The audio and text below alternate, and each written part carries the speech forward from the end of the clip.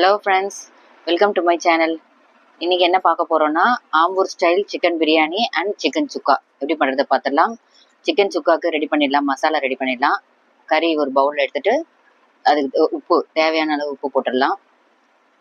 உப்பு சேர்த்துட்டதுக்கப்புறம் மசாலா பொருளெல்லாம் நம்ம ஆட் பண்ணிடலாம் ஒன்று ஒன்றா. மசாலா பொருள் வந்து வெறும் மிளகாத்தூள், மிளகுத்தூள், வீட்டு மிளகாத்தூள், மஞ்சத்தூள் இது எல்லாத்தையும் ஒன்றா சேர்த்து 2 ஸ்பூன் ஆயில் விட்டு நம்ம எல்லாத்தையும் ஒன்றா மிக்ஸ் பண்ணி எடுத்து வச்சுக்கலாம். 2 ஸ்பூன் ஆயில் விட்டுட்டு ஒன்றா மிக்ஸ் பண்ணி எடுத்து வச்சுக்கலாம்.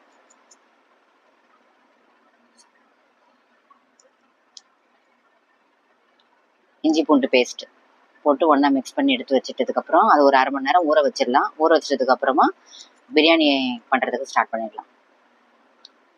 அரை மணி நேரம் இது ஊறணும். இப்போ பிரியாணி குக்கர் வச்சுட்டு எண்ணெய் ஊற்றி தேவையான அளவு எண்ணெய் போட்டுட்டு ஹோல் ஸ்பைசஸ் ஆட் பண்ணிக்கலாம்.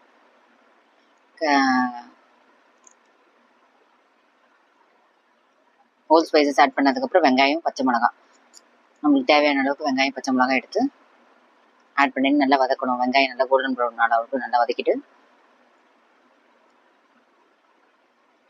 வெங்காயத்துக்கு தேவையான உப்பு போட்டுக்கலாம். உப்பு போட்டு நல்லா வதங்கட்டும். சைடில் நம்ம சிக்கன் சுக்காவுக்கு ரெடி பண்ணிகிட்ருக்கோம். கடாயில் எண்ணெய் ஊற்றிட்டு ஹோல் ஸ்பைசஸ் போட்டுட்டு வெங்காயம், கருவேப்பிலை சேர்த்துக்கலாம்.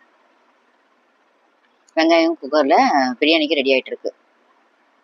ஹோல் ஸ்பைசஸ் போட்டு அதே மாதிரி உப்பு கொஞ்சம் ஆட் பண்ணி வெங்காயம் நல்லா வதங்கட்டும்.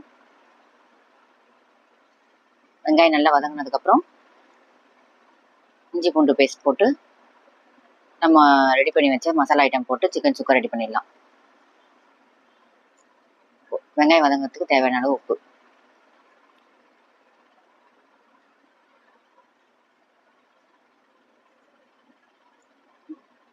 நம்ம ரெடி பண்ணி வச்ச சிக்கன் மசாலாவை அதை போட்டுட்டு நல்லா தண்ணி கொஞ்சம் ஊற்றி கொஞ்சமாக தண்ணி ஆட் பண்ணிக்கணும்.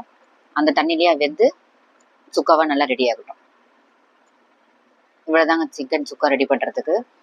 தக்காளிலாம் நான் ஆட் பண்ணலை, வெறும் வெங்காயம் மட்டும் போட்டு வதக்கிட்டு தண்ணி ஊற்றி நம்ம ஏற்கனவே ரெடி பண்ண மசாலாவை சிக்கன் மசாலாவை ரெடி பண்ணி சுக்காவை ரெடி பண்ணிக்க வேண்டியது.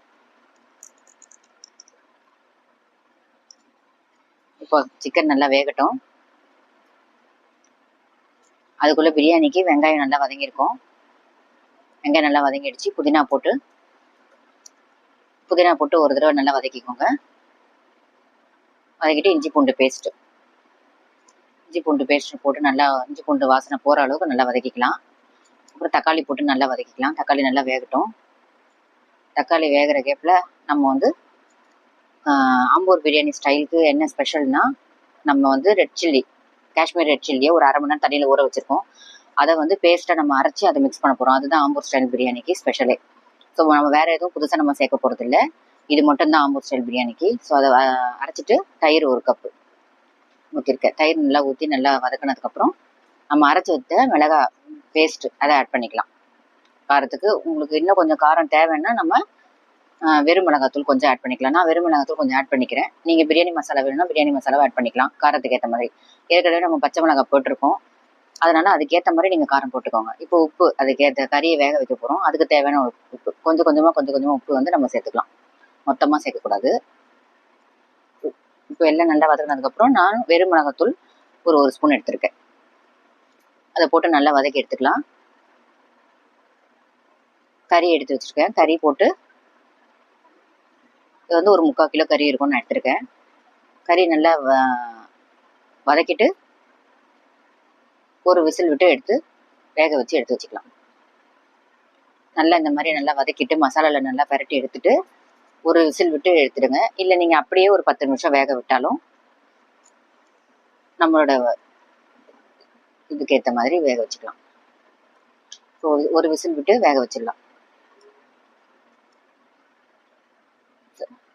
கறி நல்லா வெந்துருச்சு. வெந்ததுக்கப்புறம் அரிசி போட்டுக்கலாம். நான் வந்து பாஸ்மதி ரைஸ் தான் எடுத்திருக்கேன். 1 கப் பாஸ்மதி ரைஸ்க்கு எந்த கப்பில் அளக்குறீங்களோ அதே கப்பில் 1.5 கப்பு அளவுக்கு தண்ணி ஊற்றுறோம். நான் வந்து மெஷர்மெண்ட் எடுக்க மாட்டேன், எப்போவுமே அப்படியே தான் போடுவேன். ஸோ உங்களுக்கு மெஷர்மெண்ட்டு வேணுன்றதுக்காக 1 கப்பு அரிசிக்கு 1.5 கப் தண்ணி அளவு நான் வந்து சொல்லிடுறேன். நான் 2 கப் எடுத்திருக்கேன், 3 கப் அளவுக்கு தண்ணி. நான் பார்க்குற இது நம்மளுக்கு செய்யும் போது தெரியும் இல்லைங்களா, அதுலேயே நான் வந்து தண்ணி அப்படியே ஆட் பண்ணிக்கிட்டேன். உங்களுக்கு நீங்கள் அளந்து நீங்கள் ஊற்றிக்கலாம். தண்ணி ஊற்றியாச்சு. தண்ணியும் அரிசியும் நல்லா ஒரு தடவை மிக்ஸ் பண்ணி விட்டுட்டு, ரொம்ப மிக்ஸ் பண்ண வேணாம், அரிசி உடஞ்சிரும். ஏற்கனவே நான் ஒரு 1/2 மணி நேரம் அரிசியை ஊற வச்சுருக்கேன். அரிசியும் தண்ணியும் நல்லா சரிசமமாக ஆனதுக்கப்புறமா ஒன்றா சேர்ந்ததுக்கப்புறம் ஒரு விசில் விட்டு எடுத்து அதுக்கப்புறம் ஒரு 10 நிமிஷம் தம் போட்டு எடுத்திங்கன்னா நம்ம Ambur style biryani ready. Chicken chukka ready ஆயிடுச்சு. முட்டை, ரைட்டா, சிக்கன் சுக்கா எல்லாமே ரெடி ஆயிடுச்சு. பிரியாணியும் ரெடி ஆயிடுச்சு.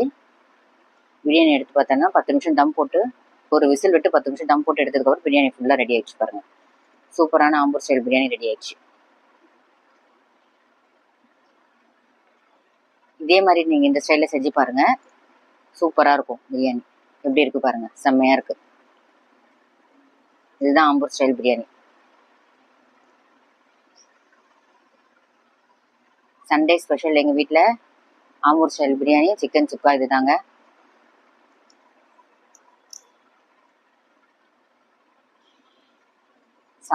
நீங்களும் செஞ்சு பாருங்கள் எப்படி இருக்குன்னு.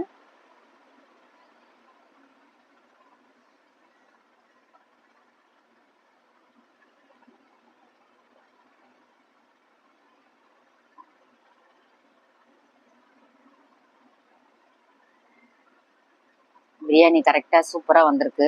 அரிசிலாம் உடையாமல் அப்படியே நீட்டாக அந்த பாஸ்மதி ரைஸ் அப்படியே லாங் ட்ரெயின் அந்த இது அப்படியே வந்திருக்கு, நல்லாயிருக்கு. அந்த மிளகாய் அரைச்சி வச்ச பேஸ்ட்டை போட்டு பிரியாணி பண்ணது ஒரு டிஃப்ரெண்ட் ஸ்டைலில் நான் அந்த இது டேஸ்ட் வந்து உங்களுக்கு நல்லாவே கரெக்டாக தெரியுது. இன்னொரு வீடியோவில் நம்ம பார்க்கலாம். தேங்க்யூ.